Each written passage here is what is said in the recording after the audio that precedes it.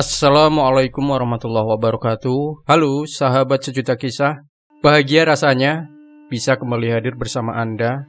Dan semoga juga Anda masih terus setia bersama kami, channel yang setiap hari selalu menyuguhkan cerita-cerita misteri yang menarik untuk Anda simak.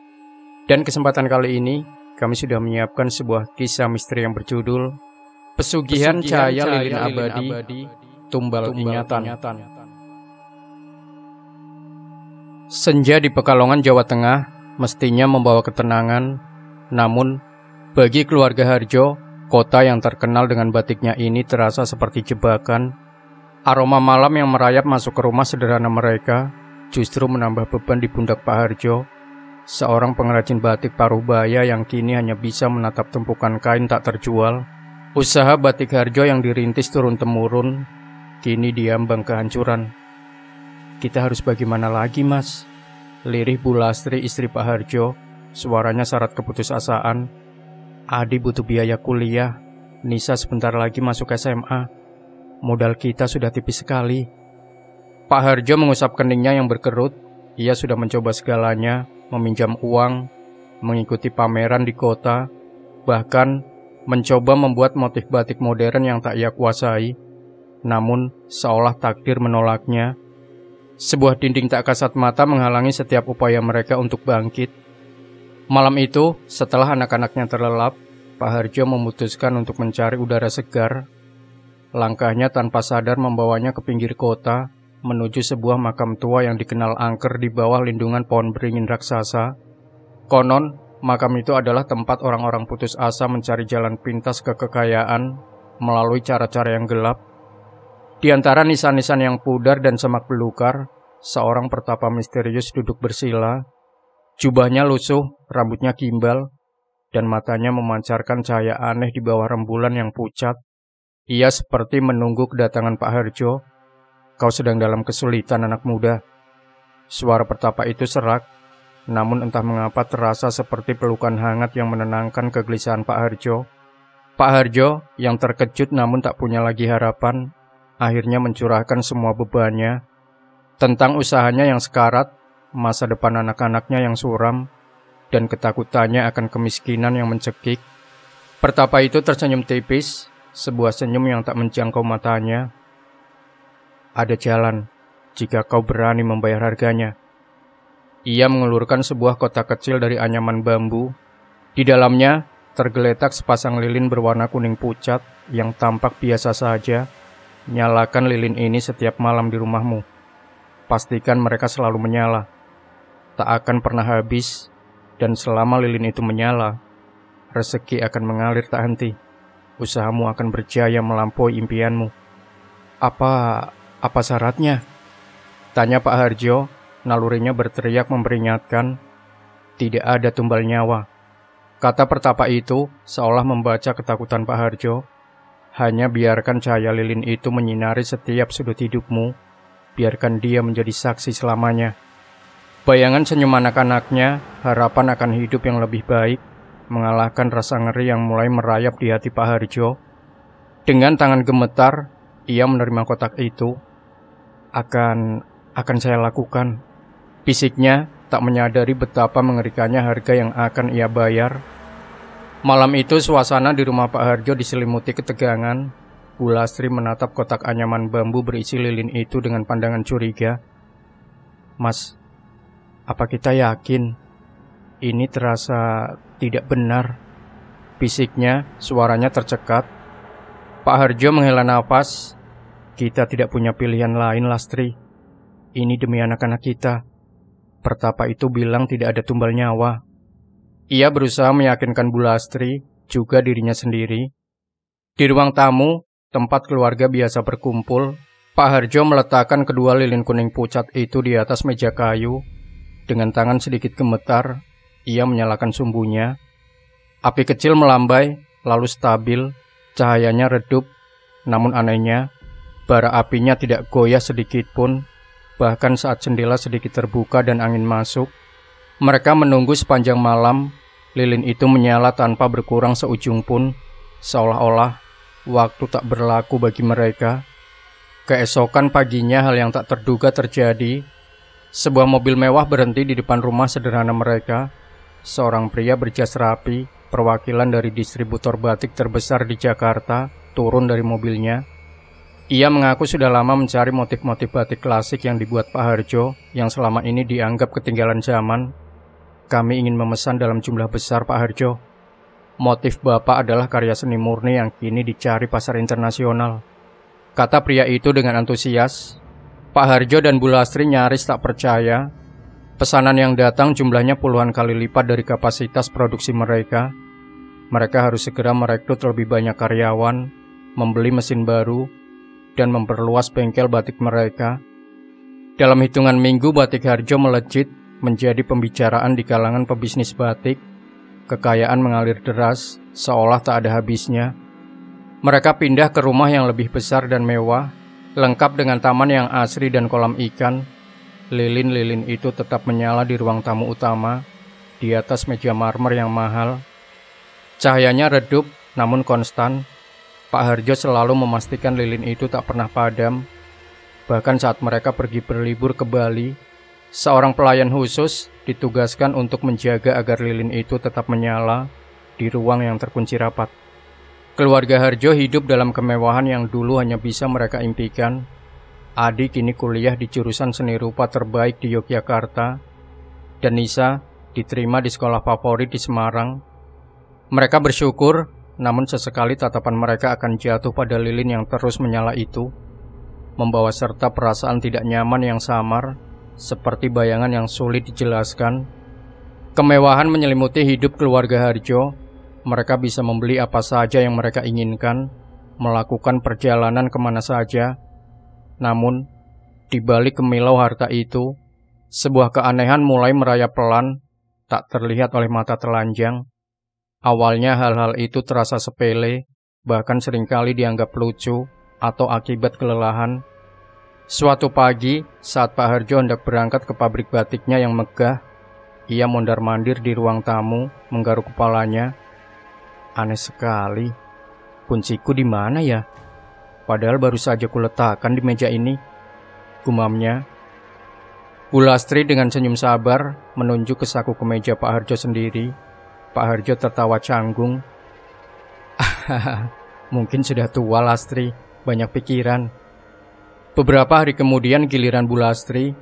Ia berencana membuat hidangan kesukaan Adi, rendang daging yang resepnya sudah ia kuasai di luar kepala sejak gadis. Namun, saat hendak menumis bumbu, tangannya berhenti. Matanya menatap rempah-rempah di depannya dengan bingung. Mas, bumbu ini apa saja ya isinya untuk rendang? Kok aku lupa? Tanyanya lugu. Pak Harjo hanya mengernyitkan dahi. Bu Lastri akhirnya harus menelpon adiknya di desa sebelah untuk menanyakan resep turun-temurun itu. Keanehan itu mulai menjalar ke anak-anak mereka. Nisa yang selalu bangga dengan ingatannya yang tajam untuk pelajaran sejarah, mendadak lupa dengan tanggal penting ujian sekolahnya. Ia nyaris tidak ikut ujian, jika saja tidak diingatkan temannya. Yang paling membuat Bu Lastri cemas adalah Adi, sang pelukis muda berbakat itu yang selalu memiliki palet warna di benaknya. Suatu sore memegang kuasnya dan menatap kanvas kosong, bingung. Ibu, warna dasar itu apa saja ya? Tanyanya polos. Bu Lastri merasakan darahnya berdesir. Adi selalu tahu warna-warna. Setiap kejadian ini terasa seperti potongan-potongan puzzle yang aneh, tidak berhubungan satu sama lain. Mereka semua menganggapnya hanya karena stres, pekerjaan yang menumpuk atau usia yang mulai bertambah. Tidak ada yang menghubungkannya dengan lilin abadi yang terus menyala redup di ruang tamu mereka. Mereka tidak menyadari itu adalah jejak pertama dari harga yang harus mereka bayar. Setiap ingatan kecil yang terlupa adalah santapan tak kasat mata bagi cahaya lilin itu yang terus menyala konstan, seolah mengisap sesuatu yang tak terlihat. Waktu berjalan tanpa ampun, membawa serta kekayaan yang semakin berlimpah bagi keluarga Harjo. Pabrik batik mereka berkembang pesat, cabang-cabang baru dibuka di kota-kota besar. Mereka menjadi dinasti bisnis yang dihormati. Namun, seiring dengan kemakmuran materi itu, penyakit lupa mereka tidak hanya menetap, melainkan semakin parah, berubah menjadi mimpi buruk yang nyata dan kejam. Ingatan mereka tidak lagi sekadar menghilang secara acak. Kini yang merenggut adalah ingatan jangka panjang yang fundamental, yang membentuk identitas dan sejarah pribadi mereka.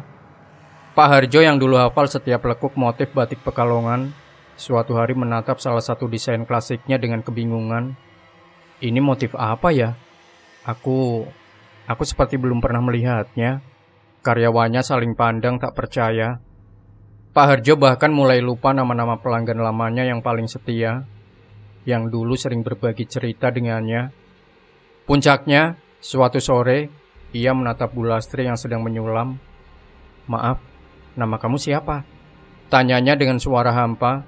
Bu Lastri merasakan jantungnya diremas. Air matanya tumpah membasahi pipi. Ini bukan lagi sekadar lupa, ini adalah kehancuran. Bu Lastri pun tak luput dari teror tak kasat mata ini. Ia seringkali duduk sendiri di taman, tatapannya kosong. Kenangan akan masa kecilnya di desa, momen indah saat Pak Harjo melamarnya, tawa pertama Adi saat masih bayi, celotehan lucu Nisa saat belajar berbicara, semua itu sirna dari benaknya. Ia tahu, ia punya suami dan anak, ia tahu mereka tinggal bersama, tapi kenangan detail yang membentuk ikatan emosional itu telah lenyap tak berbekas. Ia sering menangis tanpa tahu apa yang ia tangisi. Sebuah kesedihan murni yang muncul dari lubuk jiwa yang kosong. Yang paling memilukan adalah Adi. Bakat melukisnya yang luar biasa, yang dulu selalu memancarkan semangat, perlahan layu dan menghilang. Ia lupa teknik melukis, lupa nama-nama pelukis idolanya, dan akhirnya lupa mengapa ia dulu begitu mencintai seni. Kanvas dan kuasnya kini hanya menjadi benda mati di sudut kamarnya, tak tersentuh.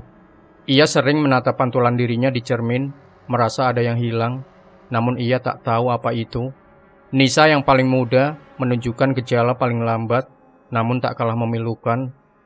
Ia mulai lupa nama-nama teman sekolahnya, lagu-lagu favoritnya yang sering ia nyanyikan, bahkan wajah guru-gurunya.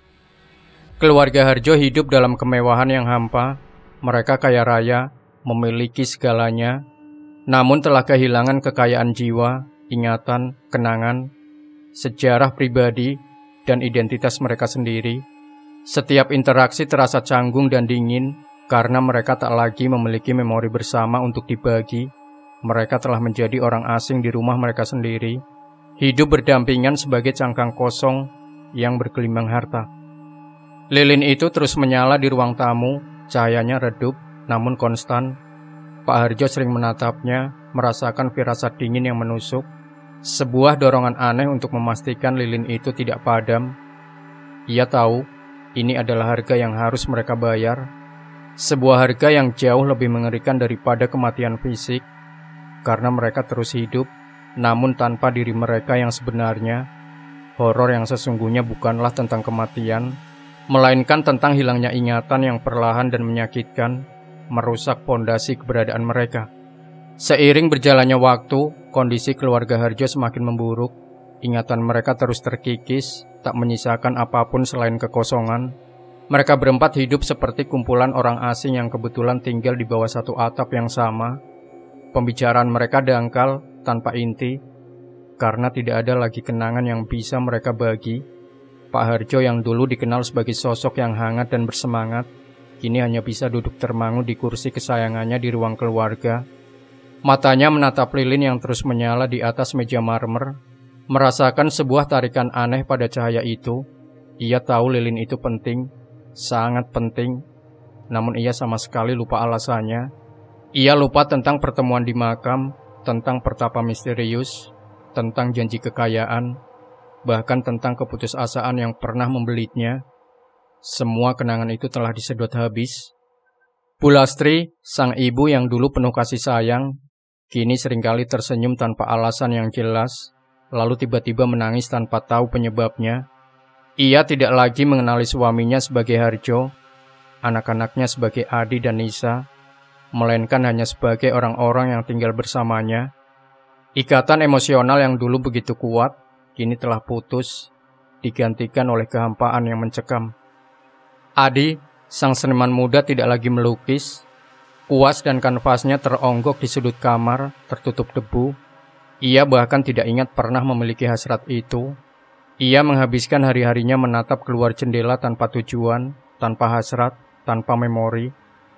Nisa yang paling muda dengan senyum kosong, hanya bermain dengan boneka-boneka lamanya, seperti anak kecil yang kehilangan masa remajanya. Ia sering menyanyikan lagu anak-anak yang ia dengar dari televisi, namun tak ingat pernah diajari lagu itu oleh siapapun. Yang paling mengerikan, mereka kini mulai lupa siapa diri mereka. Saat Pak Harjo menatap cermin, ia melihat seorang pria paruh baya yang familiar. Namun ia tidak bisa menyebutkan namanya sendiri.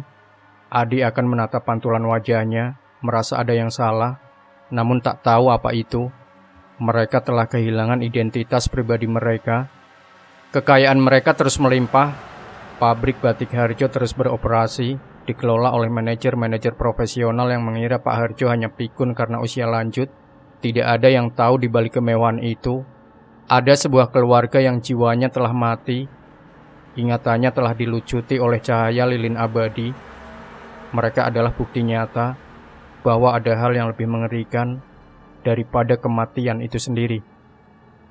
Berbulan-bulan berlalu, rumah megah keluarga Harjo kini terasa seperti museum berharga yang ditinggali oleh patung-patung hidup. Pak Harjo, Bu Lastri, Adi dan Nisa, semuanya bergerak dan bernafas. Namun tanpa ingatan yang menghubungkan mereka dengan masa lalu. Mereka adalah cangkang kosong yang bergelimang harta. Suatu sore, saat Nisa sedang duduk di bangku taman, memainkan sebuah lagu sederhana di keyboard mainannya, meski ia tak ingat siapa yang mengajarinya, sebuah mobil sederhana berhenti di depan gerbang. Dari dalamnya seorang pria paruh-baya dengan pakaian rapi, namun sederhana. Seorang pria paruh-baya dengan pakaian rapi namun sederhana keluar. Ia adalah Pak Danang, mantan kepala bengkel batik Harjo yang lama. Seorang pria jujur yang pernah sangat dekat dengan Pak Harjo sebelum usaha mereka bangkit. Pak Danang datang berkunjung karena khawatir. Sudah berbulan-bulan ia tidak pernah bisa berbicara langsung dengan Pak Harjo. Setiap kali ia mencoba, selalu ada alasan dari pelayan atau manajer mengatakan Pak Harjo sibuk atau sedang beristirahat. Kabar tentang perubahan sikap Pak Harjo dan keluarganya yang semakin tertutup sudah lama beredar di kalangan mantan karyawan. "Selamat sore Bapak dan Ibu," sapa Pak Danang pada pelayan yang membukakan pintu gerbang. "Saya ingin bertemu Pak Harjo. Sudah lama tidak bersilaturahmi." Pelayan itu tersenyum canggung. "Pak Harjo sedang beristirahat, Bapak. Maaf. Bisa saya menunggu? Saya ingin sekali berbicara, sebentar saja," desak Pak Danang. Ia merasa ada yang tidak beres. Akhirnya, setelah beberapa kali desakan, Pak Danang diizinkan masuk dan menunggu di ruang tamu. Pandangannya langsung tertuju pada sebuah meja marmer tempat sepasang lilin kuning pucat itu terus menyala redup. Ia tak tahu mengapa, tapi ada aura aneh yang memancar dari lilin itu, membuat bulu kuduknya sedikit merinding. Tak lama kemudian Pak Harjo muncul. Pak Danang berdiri tersenyum lebar. "Pak Harjo, apa kabar? Lama tidak bertemu." Pak Harjo menatapnya. Ada kekosongan di matanya. "Maaf, Anda siapa?" tanyanya, suaranya datar. Senyum Pak Danang luntur. "Ini saya, Pak Danang, mantan kepala bengkel Bapak. Kita dulu sangat akrab." Pak Harjo mengerutkan kening, mencoba mengingat, namun tak ada yang muncul. "Maaf, saya tidak ingat," katanya, lalu tatapannya beralih pada lilin yang menyala. Seolah ada daya tarik aneh dari cahaya redup itu. Pak Danang terkejut dan sedih. Ia mencoba berbicara lebih banyak, mengingatkan tentang masa lalu, tentang perjuangan mereka membangun batik Harjo. Namun Pak Harjo hanya menatapnya kosong.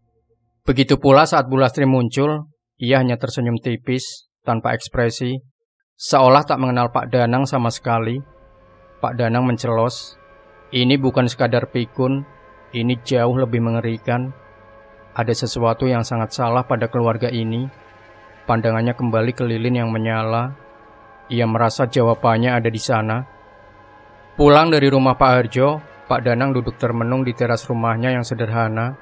Perasaan sedih dan ngeri bercampur aduk.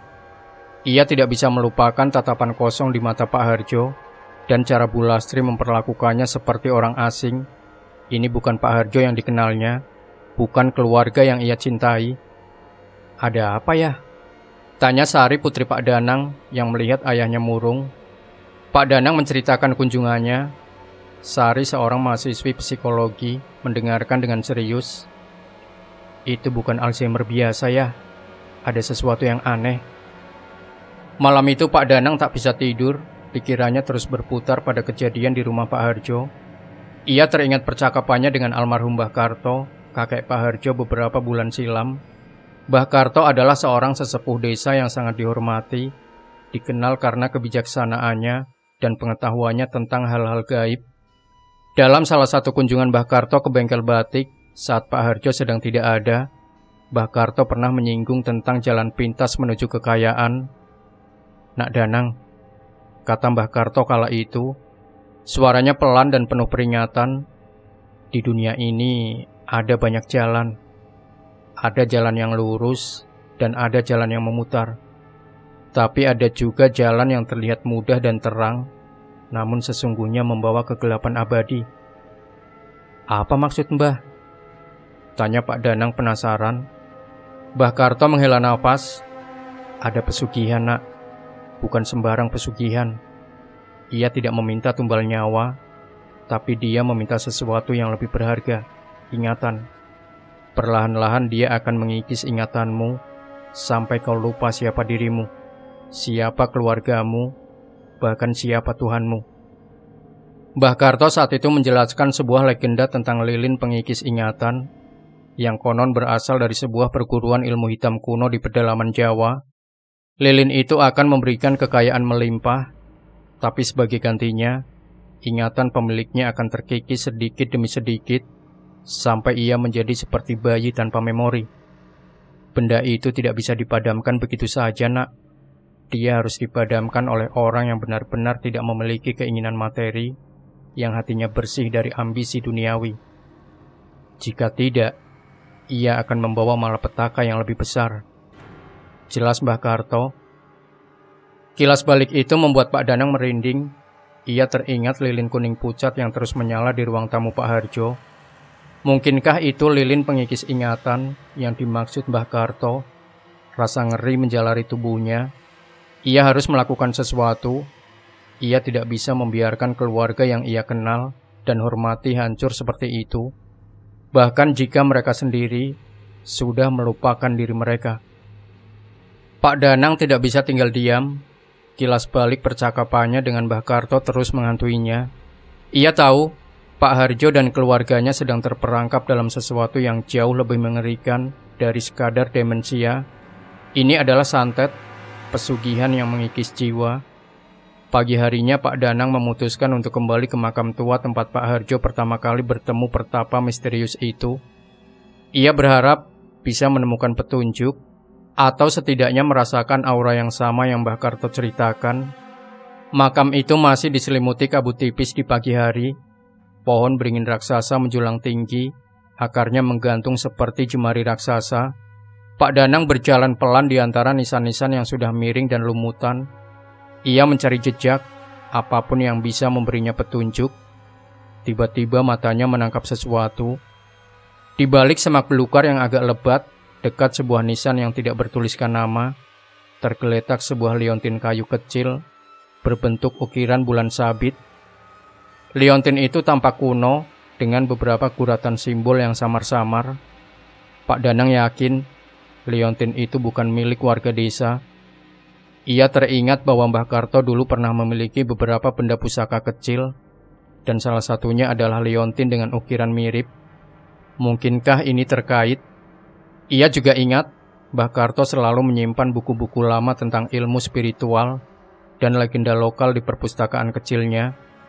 Pak Danang memutuskan untuk mencari cucu Mbah Karto, seorang pemuda bernama Arya yang kini tinggal di rumah Mbah Karto. Arya adalah satu-satunya anggota keluarga Mbah Karto yang tersisa di desa. Ia berharap Arya bisa menemukan sesuatu di antara barang-barang peninggalan kakeknya, atau setidaknya bisa memberikan perspektif baru. Saat Pak Danang tiba di rumah Mbah Karto, Arya sedang menyirami tanaman. Arya terkejut melihat Pak Danang datang dengan wajah tegang. Pak Danang segera menceritakan kunjungannya ke rumah Pak Harjo, perubahan drastis keluarga itu, dan kilas balik percakapannya dengan Mbah Karto tentang lilin pengikis ingatan. Ia juga menunjukkan leontin kayu yang ia temukan. Arya mendengarkan dengan serius. Ia selalu tahu kakeknya memiliki sisi spiritual yang kuat, tetapi tidak menyangka sejauh ini. Ia merasa bertanggung jawab untuk membantu. Mbah Karto memang menyimpan banyak hal, Pak Danang. Mungkin ada buku atau catatan yang bisa kita temukan, kata Arya menatap leontin itu dengan penasaran. Mari kita cari bersama. Arya dan Pak Danang segera menuju ke perpustakaan kecil Mbah Karto. Ruangan itu dipenuhi rak-rak kayu tua yang penuh sesak dengan buku-buku tua yang sebagian besar berbahasa Jawa kuno atau aksara daerah. Aroma kertas tua dan rempah-rempah memenuhi udara.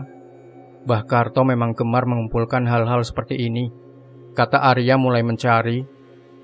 Mereka mulai membolak-balik buku satu persatu. Sebagian besar adalah primbon, catatan herbal, atau kisah-kisah legenda lama. Namun, setelah beberapa waktu, mata Arya menangkap sebuah buku yang tampak berbeda.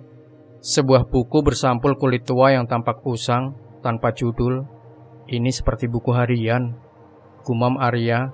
Ia membukanya perlahan. Tulisan tangan di dalamnya adalah milik Mbah Karto. Mereka mulai membaca bersama.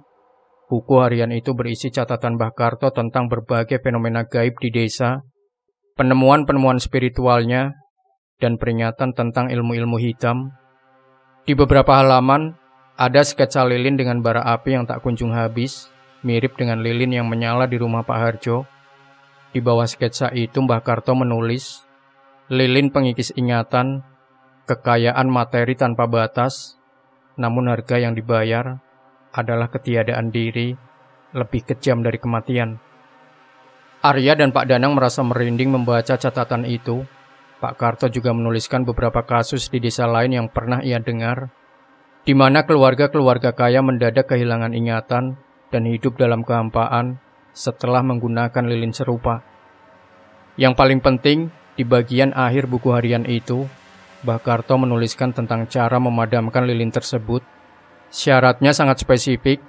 Lilin itu hanya bisa dipadamkan oleh seseorang yang tidak memiliki keinginan materi sama sekali, yang hatinya murni, tanpa ambisi duniawi.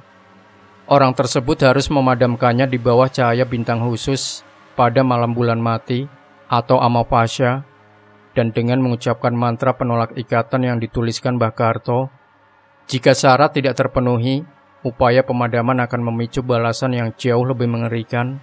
Semua ingatan yang telah diserap lilin akan dilepaskan secara acak dan menyerang orang-orang di sekitar, menyebabkan kegilaan massal. Arya dan Pak Danang saling pandang. Syaratnya sangat berat. Siapa yang bisa dikatakan benar-benar tanpa keinginan materi di dunia ini? Dan malam bulan mati tidak terjadi setiap saat. Mereka kini memahami skala bahaya yang dihadapi keluarga Harjo dan ancaman yang bisa menimpa seluruh desa jika mereka salah langkah. Penemuan buku harian Mbah Karto memberikan secercah harapan sekaligus ketakutan baru. Mereka tahu apa yang harus dilakukan, tetapi juga menyadari betapa berbahayanya misi ini. Siapa di desa ini yang bisa dikatakan tidak punya keinginan materi sama sekali ya? Tanya Sari, putri Pak Danang, yang ikut membaca buku harian itu. Itu syarat yang mustahil. Pak Danang terdiam. Masyarakat modern selalu punya keinginan sekecil apapun. Ia teringat kata-kata Mbah Karto yang hatinya bersih dari ambisi duniawi.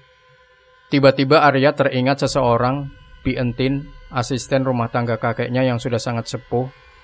Bi Entin hidup sederhana, tak pernah mengeluh, dan selalu mensyukuri apapun yang ia miliki. Ia tidak peduli dengan harta, hanya dengan kedamaian dan kebaikan. Ia adalah sosok yang paling dekat dengan gambaran hati murni itu. Bi Entin, seru Arya, mungkin Bi Entin. Pak Danang mengangguk setuju. Ya, bisa jadi. Beliau memang orang yang sangat tulus. Namun masalah lain muncul. Malam bulan mati tidak terjadi setiap saat. Mereka harus menunggu waktu yang tepat. Arya mengecek kalender. Malam bulan mati berikutnya akan jatuh dalam 2 minggu lagi. Waktu yang cukup untuk mempersiapkan diri, tapi juga cukup lama untuk menunggu dalam ketegangan. Mereka juga harus mendapatkan mantra penolak ikatan dari buku harian Mbah Karto. Dan yang paling penting, bagaimana cara masuk ke rumah mewah keluarga Harjo tanpa dicurigai. Mereka tahu keluarga Harjo kini memiliki pengamanan ketat. Kita tidak bisa langsung mendatangi Bi Entin dan memintanya melakukan ini. Kata Pak Danang, dia pasti akan sangat ketakutan. Kita harus menjelaskan pelan-pelan. Mereka menyusun rencana. Pertama, mereka akan mencari tahu denah rumah Pak Harjo yang baru dan pola pengamanan mereka. Kedua, mereka akan membujuk Bi Entin dan menjelaskan situasi ini dengan sangat hati-hati, tanpa membuatnya panik. Ketiga, mereka harus memastikan tidak ada yang mencurigai gerakan mereka, terutama mengingat status Nyi Sumi yang masih dihormati sebagai dukun desa dan seringkali dikunjungi oleh keluarga-keluarga kaya. Ada kemungkinan Nyi Sumi terlibat dalam pesugihan ini sebagai perantara. Malam itu mereka bertiga, Arya, Pak Danang dan Sari, duduk di ruang tamu Mbah Karto yang gelap, merencanakan misi penyelamatan yang sangat berbahaya. Bayangan keluarga Harjo yang kosong melintas di benak mereka, memicu tekad untuk bertindak. 2 minggu terasa seperti 2 tahun bagi Arya dan Pak Danang. Setiap hari mereka melakukan pengamatan terhadap rumah mewah keluarga Harjo. Mereka mempelajari jadwal para pelayan dan satpam, mencari celah. Gerbang utama selalu dijaga, dan ada kamera pengawas di setiap sudut. Bisik Sari yang membantu dengan pengamatan dari jarak jauh menggunakan teropong. Ada 1 jendela di bagian belakang, tepatnya di area taman yang jarang dilewati, yang tampaknya tidak terlalu dijaga ketat. Sementara itu Arya dan Pak Danang mulai mendekati Bi Entin. Mereka tidak langsung menjelaskan tentang pesugihan, melainkan berbicara tentang penyakit aneh yang menimpa keluarga Harjo, dan bagaimana Mbah Karto, kakek Arya pernah meninggalkan petunjuk untuk membantu. Bi Entin yang sangat menghormati Mbah Karto mendengarkan dengan seksama. Kami butuh bantuan Bibi, kata Arya akhirnya, menjelaskan secara samar tentang ritual pemadaman lilin dan syarat hati murni. Bi Entin dengan kelembutan hatinya, tanpa ragu menyatakan kesediaannya untuk membantu. Ia hanya ingin keluarga Harjo bisa kembali seperti semula. Sehari sebelum malam bulan mati, Nisa putri bungsu Pak Harjo terlihat duduk di taman belakang dekat jendela yang diincar Arya dan timnya. Ia memainkan sebuah lagu yang sangat familiar di keyboard mainannya, sebuah melodi yang dulu sering ia nyanyikan bersama teman-temannya di sekolah. Tiba-tiba ia terdiam. Pandangannya tertuju pada jendela kamarnya. Di sana, di balik kaca, ia melihat sesosok bayangan yang bergerak cepat. Bayangan itu sangat tipis, seperti asap. Namun Nisa merasakan sensasi dingin yang menusuk. Ia mengedipkan mata, dan bayangan itu menghilang. Nisa mengerutkan kening. Ia tidak ingat pernah melihat bayangan seperti itu. Ia mencoba mengingat lagu yang baru saja ia mainkan, namun melodi itu tiba-tiba saja lenyap dari benaknya. Di saat yang sama, di ruang tamu keluarga Harjo, nyala lilin abadi itu berkedip sesaat, menjadi sedikit lebih terang, lalu kembali redup. Sebuah energi tak kasat mata seolah memakan sesuatu. Nisa tidak tahu bayangan itu adalah manifestasi dari energi pesugihan yang semakin kuat.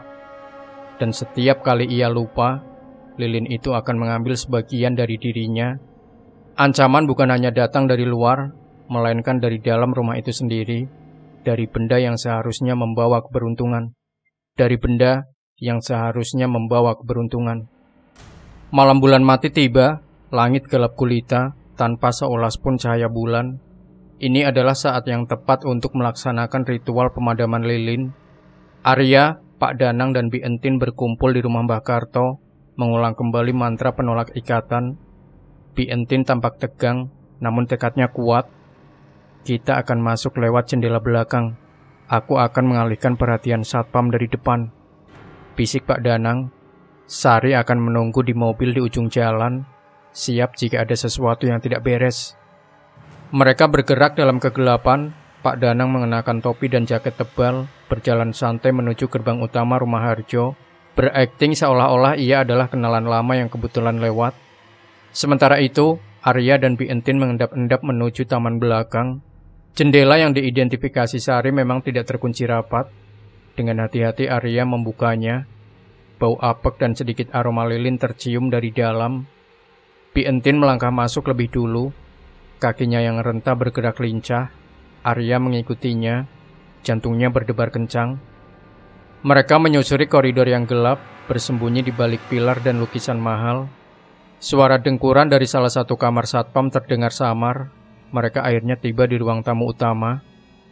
Di sanalah, di atas meja marmer, 2 lilin kuning pucat itu menyala redup, memancarkan aura dingin yang aneh. Lilin itu... Bisik Bi Entin, matanya terpaku pada cahaya itu. Saat Bi Entin melangkah mendekat, tiba-tiba sebuah suara dingin memecah keheningan. "Siapa kalian? Berani sekali masuk ke rumah ini." Arya dan Bi Entin tersentak. Dari balik sofa besar, muncul seorang wanita tua dengan wajah yang dipenuhi kerutan tajam, namun matanya memancarkan kilatan tajam yang mengerikan. Rambutnya disanggul rapi, dan ia mengenakan kebaya sutra hitam yang mewah. Ia adalah Nyi Sumi, dukun desa yang selama ini dihormati, yang seringkali menjadi penasihat spiritual bagi keluarga-keluarga kaya di Pekalongan. Nyi Sumi menatap mereka dengan seringnya sinis. "Jadi, kalian tahu tentang rahasia lilin ini? Dasar orang-orang bodoh. Berani sekali mencampuri urusanku." Arya maju selangkah, melindungi Bi Entin. "Jadi, ini semua perbuatanmu, Nyi Sumi. Kaulah dalang di balik pesugihan ini." Nyi Sumi tertawa, tawa yang serak dan menyeramkan. "Aku bukan dalang anak muda. Aku hanya penjaga pintu bagi mereka yang ingin mencapai puncak dunia ini. Aku hanyalah perantara bagi mereka yang cukup berani membayar harganya." Ia melirik lilin yang menyala, dan keluarga Harjo ini, mereka membayar dengan sukarela. Bahkan sekarang, mereka sudah lupa siapa aku, lupa siapa mereka sendiri. Bukankah itu bukti keberhasilanku? Aura mistis mulai menyelimuti ruangan. Cahaya lilin berkedip-kedip, seolah merespon kehadiran Nyi Sumi. Arya tahu, mereka tidak hanya berhadapan dengan wanita tua, tetapi dengan kekuatan gelap yang mengikatnya. Pertarungan sesungguhnya baru saja dimulai. Nyi Sumi mengangkat tangannya, dan tiba-tiba, sebuah energi tak kasat mata mendorong Arya dan Bi Entin ke belakang. Mereka terhuyung, namun tidak jatuh. Lilin di meja berkedip lebih cepat, cahayanya berdenyut, memancarkan aura dingin yang mencekam. "Kalian tidak akan bisa memadamkan lilin itu," desis Nyi Sumi, matanya merah menyala. "Ikatan itu sudah terlalu kuat. Kalian akan berakhir seperti mereka, kosong dan terlupakan." Arya merasakan pusing di kepalanya, seolah ada suara-suara berbisik yang mencoba memenuhi pikirannya, memecah konsentrasinya. Ia tahu Nyi Sumi sedang mencoba menyerang mental mereka, mengikis ingatan mereka seperti yang dilakukan lilin itu. "Jangan dengarkan dia, nak," seru Bi Entin, tiba-tiba suaranya menjadi tegas dan kuat. Matanya yang tua menatap Nyi Sumi tanpa gentar. Ia meraih tangan Arya. "Kita harus cepat." Bi Entin melangkah maju menghadap lilin itu. Ia memejamkan mata, memusatkan seluruh niatnya. Arya tahu, ini adalah saatnya. Ia mulai melafalkan mantra penolak ikatan yang tertulis di buku harian Mbah Karto. Suaranya bergetar, namun ia berusaha melafalkannya dengan jelas dan penuh keyakinan. Dengan nama kebaikan, dengan hati yang tulus, lepaskanlah ikatan yang merantai jiwa. Saat Arya melafalkan mantra, Nyi Sumi menjerit nyaring, suara yang tidak manusiawi, penuh kemarahan dan rasa sakit. "Hentikan! Kau menghancurkan perjanjianku!" Energi gelap dari Nyi Sumi menjadi semakin agresif. Sebuah guci porselen di sudut ruangan tiba-tiba terlempar dan pecah berkeping-keping. Tirai-tirai tebal bergerak-gerak liar, meski tidak ada angin. Bau busuk yang amis mulai memenuhi ruangan. Namun Bi Entin tetap tenang. Tangannya yang keriput terulur ke arah lilin.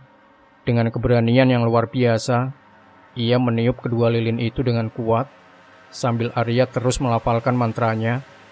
Api lilin itu berkedip-kedip liar, seperti kejang, seolah melawan. Cahayanya sempat membesar, memancarkan terang yang menyilaukan dan dingin. Detik itu, Arya merasakan gelombang ingatan yang kacau balau menyerbu kepalanya. Potongan-potongan kenangan yang bukan miliknya, tawa tanpa suara, wajah tanpa nama, kejadian tanpa konteks. Ia berteriak kesakitan, hampir pingsan. Nyisumi meraung, "Tidak, kau tidak bisa. Itu akan menghancurkan mereka semua." Tapi Beintin tidak menyerah. Dengan napas terengah-engah, ia terus meniup, dan Arya terus melafalkan mantra. Mereka tidak tahu apa yang akan terjadi selanjutnya. Apakah mereka akan berhasil, ataukah mereka akan memicu malapetaka yang lebih besar, seperti yang diperingatkan Mbah Karto. Napas Beintin terengah-engah, dan Arya terus melafalkan mantra penolak ikatan. Gelombang ingatan acak yang menerpa dirinya semakin kuat, seperti badai yang tak berkesudahan. Ia melihat kilasan-kilasan memori yang bukan miliknya, tawa seorang anak kecil yang tak ia kenal, aroma masakan yang tak asing, tapi tak bisa ia identifikasi, wajah-wajah orang yang tak pernah ia temui.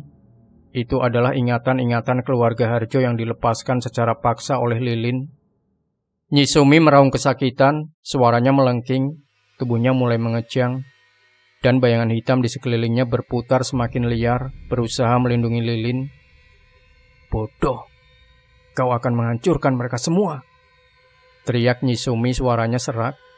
Tiba-tiba, api lilin itu membesar drastis, menjadi kobaran api dingin berwarna kebiruan yang menerangi seluruh ruangan. Udara terasa bergetar, sebuah kekuatan luar biasa memancar dari lilin, memenuhi ruangan dengan tekanan yang menyesakan. Arya merasa otaknya akan meledak. Ia hampir kehilangan kesadaran. Namun Beintin tetap teguh, meskipun tubuhnya renta, tekadnya sekuat baja. Ia memejamkan mata seolah menyalurkan seluruh kekuatan spiritualnya ke hembusan nafasnya. Dengan tarikan nafas terakhir, ia meniup lilin itu dengan terakhir kalinya, sambil bergumam sesuatu yang tak bisa Arya dengar. Wush!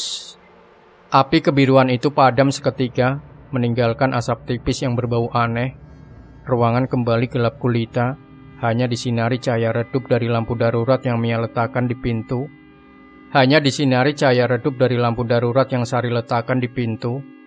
Lilin-lilin itu kini hanya sepasang batangan lilin biasa, mati dan dingin. Bersamaan dengan padamnya lilin, Nyisumi menjerit kesakitan yang tak terperi. Ia ambruk ke lantai, tubuhnya kejang-kejang. Wajahnya yang tua mendadak keriput, kulitnya mengering, dan matanya meredup, kehilangan kilatan jahatnya. Ia tidak lagi memiliki aura kejahatan yang mematikan, hanya seorang wanita tua yang tiba-tiba menua dengan drastis. Namun, cahaya belum sepenuhnya berlalu. Ingatan-ingatan yang telah diserap lilin itu dilepaskan secara acak, memenuhi udara seperti partikel-partikel tak terlihat. Arya dan Beintin yang paling dekat dengan lilin merasakan dampaknya paling parah. Arya melihat kilasan-kilasan hidup Pak Harjo masa kecilnya, perjuangannya dengan batik, senyum Bu Lastri saat menikah. Beintin juga tampak terkejut, matanya terbelalak, seolah melihat hal-hal yang tak terduga. Di luar ruangan tiba-tiba terdengar teriakan-teriakan panik. Pak Harjo, Bu Lastri, Adi dan Nisa yang selama ini hidup dalam kekosongan, kini merasakan serbuan ingatan yang datang tanpa persiapan. Mereka berteriak, menangis, tertawa histeris, seolah jiwa mereka baru saja dikembalikan secara paksa. Ini adalah efek samping mengerikan yang diperingatkan Mbah Karto. Arya tahu mereka telah berhasil memadamkan lilin, tapi mereka juga telah melepaskan badai ingatan yang tak terkendali.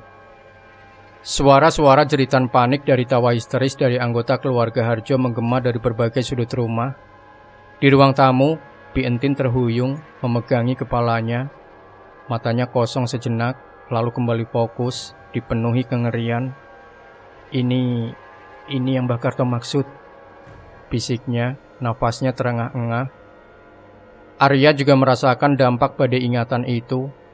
Kilasan-kilasan memori yang bukan miliknya terus berkelebat di benaknya. Ia melihat masa kecil Pak Harjo, tawa renyah Adi saat pertama kali memegang kuas, dan tangisan Nisa saat terjatuh.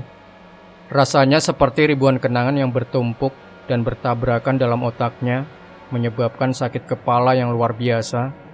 Ia jatuh berlutut, mencoba menenangkan diri.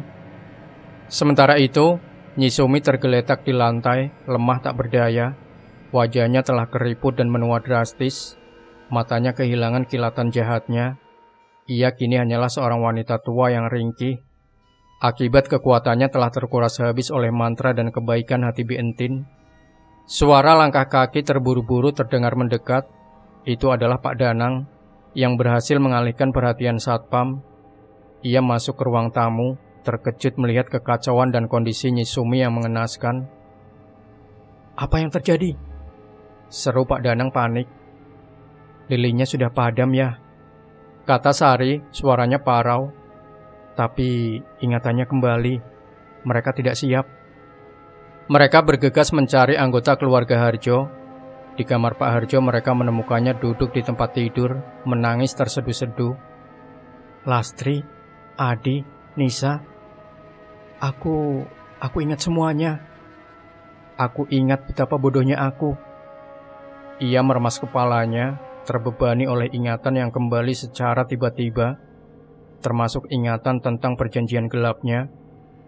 Di kamar Bu Lastri, mereka menemukannya berteriak-teriak histeris, menunjuk ke segala arah, seolah melihat hantu.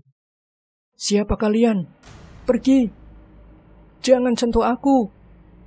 Ingatannya yang kembali tidak beraturan, membuatnya tidak bisa membedakan kenyataan dan delusi. Adi dan Nisa juga dalam kondisi yang sama parahnya. Adi terduduk di lantai kamarnya, menatap kosong lukisan-lukisan lama yang ia ciptakan. Air mata mengalir di pipinya. Ia ingat semua kemampuannya yang hilang, semua masa muda yang terenggut. Nisa memeluk boneka lamanya, menangis tanpa henti, merengek tentang ketenangan yang tiba-tiba membanjiri benaknya. Kenangan tentang bagaimana ia melupakan lagu-lagu favoritnya. Keluarga Harjo kini tidak lagi kosong, tetapi dipenuhi dengan kebingungan, penyesalan, dan rasa sakit dari ingatan yang kembali secara tiba-tiba dan kacau. Ini adalah horor baru. Hidup dengan ingatan yang rusak, dihantui oleh masa lalu yang datang tanpa persiapan. Kondisi keluarga Harjo sangat mengkhawatirkan. Mereka tidak gila, tetapi syok akibat lonjakan ingatan yang membanjiri otak mereka secara tiba-tiba. Pak Danang segera menghubungi dokter dan psikiater terbaik di Pekalongan untuk meminta bantuan. Tanpa menjelaskan detail tentang pesugihan, mereka hanya mengatakan keluarga itu mengalami trauma berat. Sementara itu, Arya dan Bientin mengurus Nyisumi. Wanita tua itu kini hanya bisa mengerang lemah. Seluruh kekuatan sihirnya telah lenyap. Mereka membawanya ke sebuah kamar kosong di rumah Harjo yang kini terasa lebih seperti rumah sakit jiwa. Melihat kekacauan ini, Arya merasa harus mencari tahu lebih banyak tentang pertapa misterius itu. Mbah Karto menyebutkan bahwa pertapa itu adalah bagian dari perguruan ilmu hitam kuno. Mungkin ada cara menstabilkan ingatan keluarga Harjo, atau setidaknya mencegah kehancuran mental mereka. Arya memutuskan untuk kembali ke makam tua tempat Pak Harjo bertemu pertapa itu. Ia ingin mencari jejak terakhir dari sosok itu. Kali ini ia pergi sendiri, membawa buku harian Mbah Karto dan liontin bulan sabit yang ia temukan.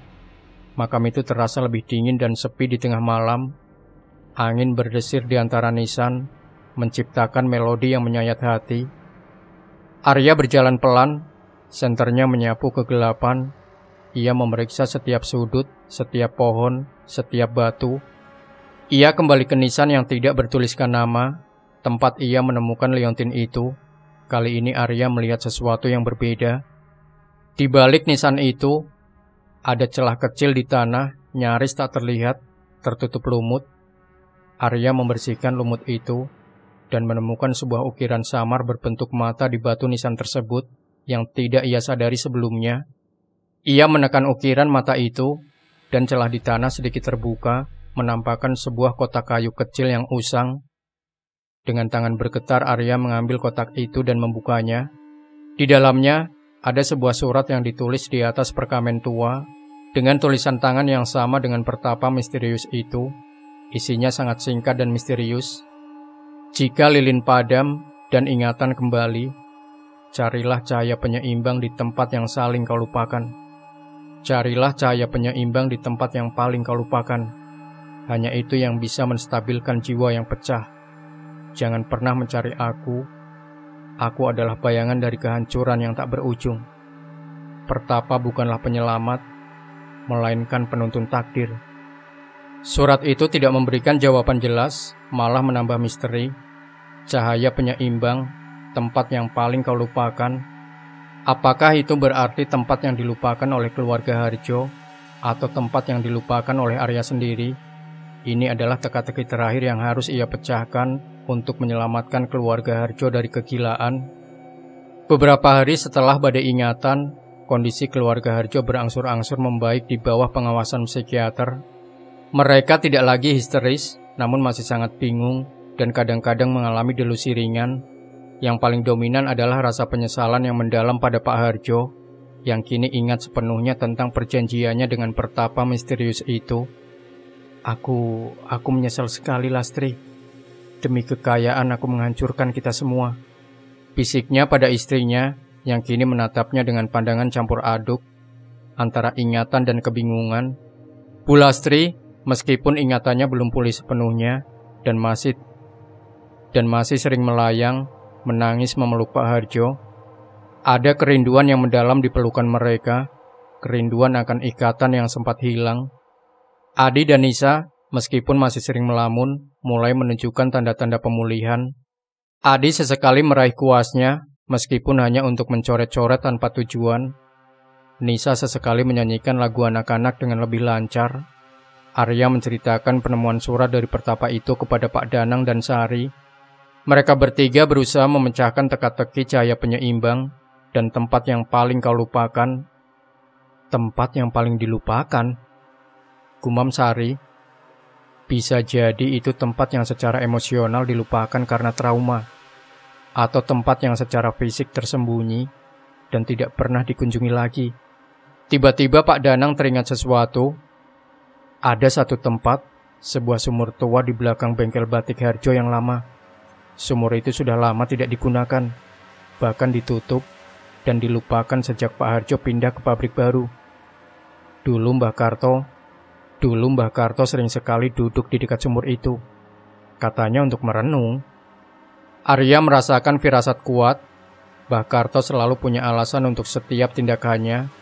Sumur tua itu bisa jadi tempat yang paling dilupakan karena telah ditinggalkan seiring datangnya kekayaan. Dan apa itu cahaya penyeimbang? Mereka memutuskan untuk mencari sumur tua itu. Arya membawa senter, Pak Danang membawa sebuah tali, dan Sari membawa buku harian Mbah Karto, berharap ada petunjuk lain yang terlewat. Mereka berdoa agar mereka menemukan sesuatu yang bisa mengembalikan keluarga Harjo seutuhnya. Malam itu, Arya, Pak Danang, dan Sari diam-diam menyelinap ke area bengkel batik Harjo yang lama. Bangunan itu kini tampak usang, tak terawat, dan sebagian besar telah kosong sejak Pak Harjo memindahkan produksinya ke pabrik yang lebih modern. Lampu-lampu pabrik baru di kejauhan terlihat terang, kontras dengan kegelapan di sekitar bengkel lama. Bau apek kain dan lilin bekas masih tercium samar. Mereka berjalan di antara tumpukan kayu dan kain yang berdebu. Di bagian belakang bengkel, seperti yang dikatakan Pak Danang, ada sebuah area yang dipenuhi semak belukar lebat.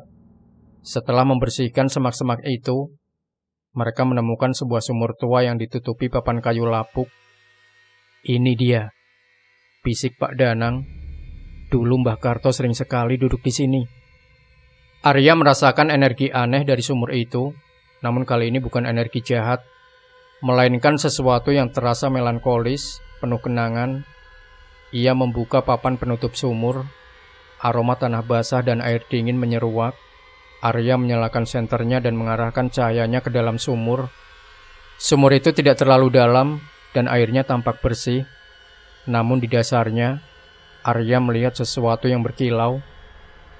Ada sesuatu di sana, seru Arya. Pak Danang segera menurunkan tali. Arya mengikat dirinya dan perlahan turun ke dalam sumur. Airnya dingin dan jernih. Di dasar sumur, ia melihatnya, sebuah batu kristal bening tidak terlalu besar, memancarkan cahaya redup berwarna perak.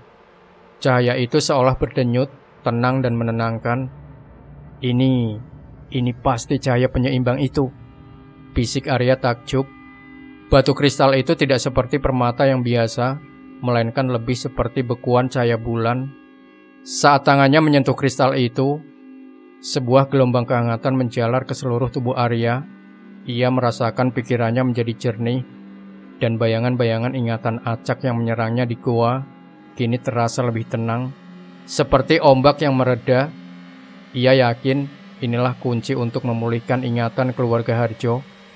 Dengan hati-hati Arya mengambil kristal itu dan naik kembali.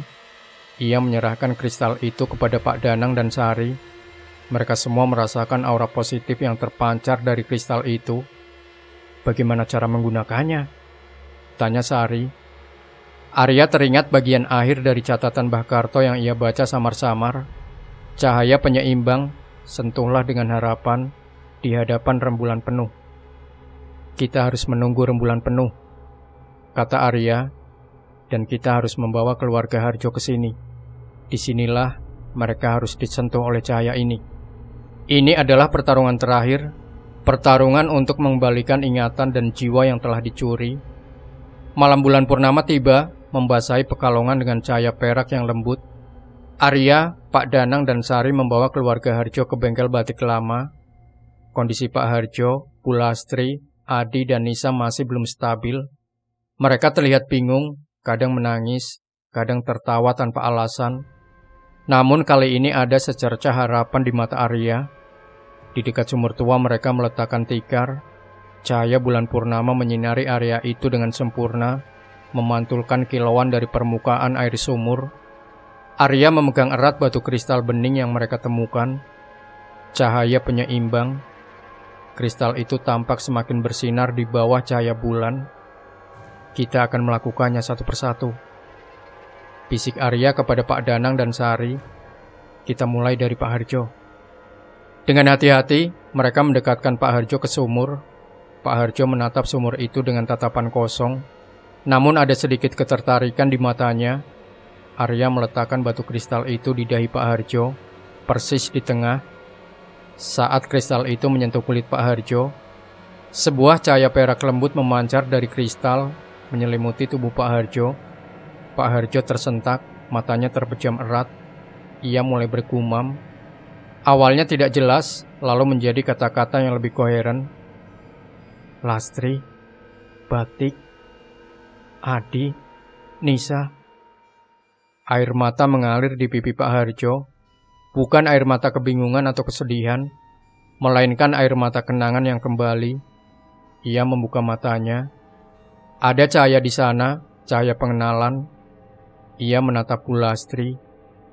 Lastri, ini kamu?